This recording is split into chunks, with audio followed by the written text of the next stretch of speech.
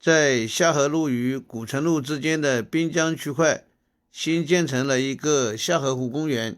辞旧年轻之际，我特意去踏访了一遍。哎，新年好！你好，哦，你这个车来啊？我这岳父奶奶，岳父啊？我这个地边个公园的原来不是你的岳父个地方了？岳父在那就那种菜的那些个。我以前个地方种菜豆啊。不一个屋个自己是那个新型的。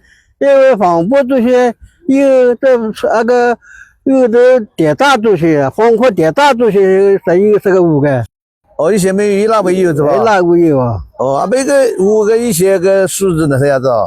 这个数呢，原来呢，我那岳父呢，还讲的那是喝酒要的，喝酒的我那有8月个。哦，很久别的数都推到一边的。这个一头皮子大都推到了那个。哦，皮子家一度那边那个内国的数都推到。那皮子家。哦。一直皮子家没的吧？不，也是那个数的啥好写不到。一直青龙写不来，青龙是吧？啥个就关心写不来。有水景的公园，空间宽敞，住在附近的居民真是有福了。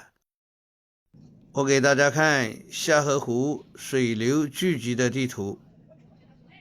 我在现场拍视频时，有好几位游人向我反映，这石板铺就的路面缝隙过大，走起来感觉很不舒服，特别是轮椅和婴儿车无法通行。看来这是一个值得重视的问题。这个新建的公园，想必许多朋友还没有来过吧？那就随我的镜头走一走。